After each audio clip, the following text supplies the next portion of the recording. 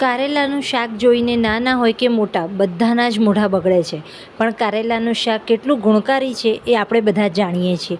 આજે હું તમારા માટે લઈને આવી છું કારેલાના શાકની એક નવા જ પ્રકારની વેરાયટી, જેના અંદર કારેલા સાથે બીજા પણ એક બે વસ્તુઓનું કોમ્બિનેશન આપણે કરવાના છીએ. આના પહેલાં પણ મેં મારા ચેનલ ઉપર કારેલાનું ભરેલું શાક, બટેકાનું સ્ટફિંગવાળું શાક, કારેલા અને કાંદાનું શાક પણ શેર કરેલું છે. તમે ચોક્કસથી એને પણ વિઝિટ કરજો. હું લિંક નીચે ડિસ્ક્રિપ્શનમાં આપી દઈશ. તો ચાલો આ નવા પ્રકારનું કારેલાનું શાક બનાવી લઈએ. જેના માટે મેં અહીંયા કારેલાને આ રીતે થોડા લાંબા લાંબા કાપી લીધા છે. એની છાલ ઉતારી લેવાની છે ને ત્યારબાદ આ રીતે એને લાંબા લાંબા કાપવાના છે. લગભગ 1-1, 1.5 ઇંચ જેટલા લાંબા કાપેલા છે. સાથે જ કાંદા છે એને પણ મેં આવી રીતે લાંબા કાપ્યા છે. અને કેરી, કાચી કેરી, જે ખાટી કેરી આવે છે એ લીધી છે થોડી. જેટલો તમે કારેલા લીધા છે એટલા જ કાંદા લેજો, અને બંનેનું અડધાથી પણ ઓછી કેરી અને 2 લીલા મરચાં છે. આપણે તેલ મૂકી દીધું છે ગરમ થવા માટે. અહીંયા આગળ એક વસ્તુનું ખાસ ધ્યાન રાખજો, જો બનાવવાની રીત બધાની અલગ અલગ હોય છે. હું મારી રીત તમને દેખાડું છું. શક્ય છે કે તમે આના કરતાં પણ અલગ રીતે કંઈક બનાવતા હો.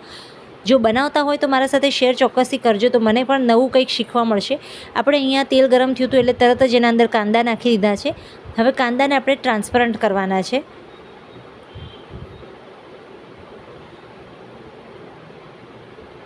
તો ગેસની ફ્લેમ મીડિયમ રાખીને તમે કાંદાને સારી રીતે ટ્રાન્સપરન્ટ કરી લેજો.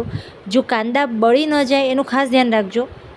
હવે એકવાર આપણા કાંદા ટ્રાન્સપરન્ટ થઈ જાય ત્યારબાદ એને આપણે તેલમાંથી બહાર કાઢી લઈશું. મેં એક જ વખતમાં તેલ એટલું લીધું છે કે મારો વઘાર પણ થઈ જાય, તળવાનું કામ પણ થઈ જાય. તમે જો તેલ એકદમ ઓછું લેતા હો તો તમે અત્યારે જે હું તેલ વાપરું છું એના કરતાં થોડું ઓછું કરી શકો છો. અમે થોડું આગળ પડતું લઈએ છીએ એટલા માટે મારું તેલ તમને વધારે લાગી શકે છે. તો અહીંયા બધા જ કાંદા મેં તેલમાંથી કાઢી લીધા છે.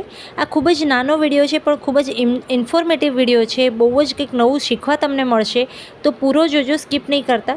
હવે ચાલો આપણે વઘાર કરી લઈએ, જેમાં અહીંયા સૌથી પહેલાં આપણે રાઈ અને જીરું નાખીશું. આપણું તેલ ગરમ જ છે એટલે રાઈ જીરું તરત જ ફૂટી જશે.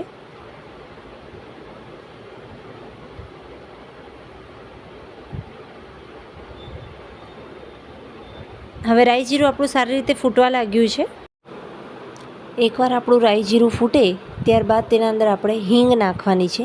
હિંગનો વઘાર આના અંદર ચોક્કસથી કરજો. બહુ જ સરસ એક સુગંધ આવે છે અને ટેસ્ટ પણ બહુ સરસ આવે છે. તો આપણે હિંગ નાખી ત્યારબાદ તરત જ આપણે એમાં મરચાં નાખી દઈશું. અને હવે જે કારેલા આપણે કાપીને રાખ્યા છે એ નાખી દઈશું. કારેલાને આપણે ચઢાવવાના છે, કારણ કે આપણે આને બાફેલા નથી કે કોઈ પ્રકારે આપણે ચઢાવેલા નથી.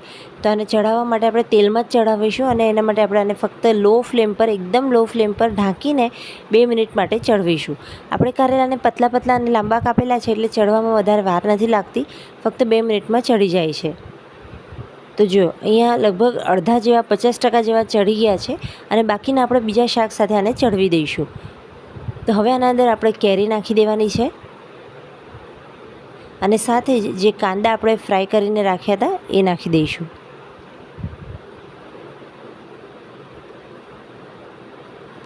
બરાબર બધું મિક્સ કરી લઈશું. બિલીવ મી ફ્રેન્ડ્સ, આ કોમ્બિનેશનવાળું શાક જ્યારે તમે બનાવશો ને તો કારેલાની કડવાશ કોઈને ખબર જ નહીં પડે. તમે જ્યાં સુધી નહીં કહો ત્યાં સુધી કોઈને ખબર નહીં પડે કે આ કારેલા છે. હવે મસાલા કર્યા છે, જેમાં હળદર, મીઠું, મરચું, ગરમ મસાલો અને હળદર, મીઠું, મરચું અને ગરમ મસાલો. આમાં આપણે મીઠું પહેલાં નહોતું નાખ્યું એટલે અત્યારે નાખ્યું છે. જો તમે કાંદામાં નાખી દીધું હોય તો પછી અત્યારે નહીં નાખતા. બરાબર બધું મિક્સ કરી લેવાનું છે. અને હવે આપણે સાકર નાખીશું. ફક્ત અડધી ચમચી સાકર નાખી છે. કારેલામાં મોસ્ટલી લોકો ઘણી બધી સાકર નાખીને ખાતા હોય છે, પણ આ શાકમાં ફક્ત અડધી ચમચી જ સાકર જાય છે, અને એટલામાં જ આનો ટેસ્ટ ખૂબ સરસ આવી જાય છે. બધું બરાબર મિક્સ કરીને કન્ટિન્યુઅસલી ચલાવતા રહેવાનું છે, અને લો ફ્લેમ પર આને લગભગ 5 મિનિટ તમે ચલાવતા રહેશો તો બધું જ શાક ચડી જાય છે. તમે જોઈ શકો છો કેટલું સરસ આનો દેખાવ છે, કલર કેટલો સરસ આવ્યો છે, અને બધું જ શાક આપણું સરસ નરમ પડી ગયું છે, ચઢી ગયું છે.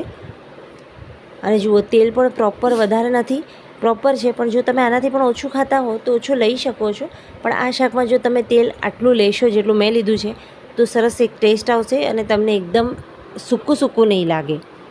તો તૈયાર છે આપણું કારેલાનું નવા પ્રકારનું શાક. રેસીપી પસંદ આવે તો લાઇક, શેર, કમેન્ટ્સ કરવાનું ન ભૂલતા. મળીએ નવી વાનગી સાથે. ત્યાં સુધી આવજો.